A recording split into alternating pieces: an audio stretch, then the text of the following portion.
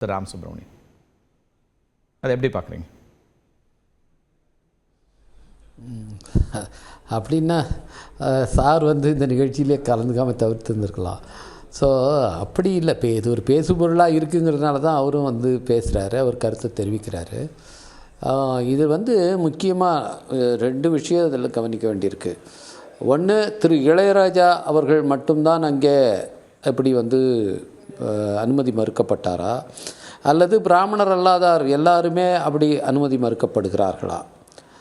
அப்படின்னா பிராமணர் அல்லாதார்னா அதில் மற்ற சமூகத்தை சேர்ந்த பிற்படுத்தப்பட்ட வகுப்பினரோ அல்லது முற்பட்ட வகுப்பினர் என்று சொல்லப்படுபவர்களோ அங்கே இது போல் அனுமதி மறுக்கப்பட்ட சமயங்களில் ஏன் அது ஒரு பிரச்சனையாக மாறவில்லை அப்படிங்கிறதையும் நம்ம பார்க்க வேண்டியதாக இருக்குது.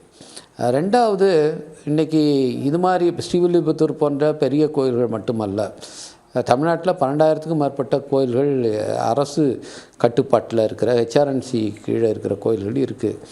இந்த கோயில்களில் பல கோயில்களில், இன்னும் சொல்லப்போனால் ஆயிரக்கணக்கான கோயில்களில் இன்னமும் தலித்துகள் வழிபடக்கூட இல்லை. நீங்கள் இங்கே அர்த்த மண்டபத்துக்கு போகிறதுக்கு தான் தடை இருக்குது. அங்கே அவங்க கோயில் உள்ளாரையே நுழைஞ்சி சாமி கும்பிடவே முடியாது. இப்போ என்னுடைய மாவட்டத்தில் மேல்பாதிங்கிற இடத்துல இந்த நிலை இருக்கிறது என்பதை பார்க்குறோம்.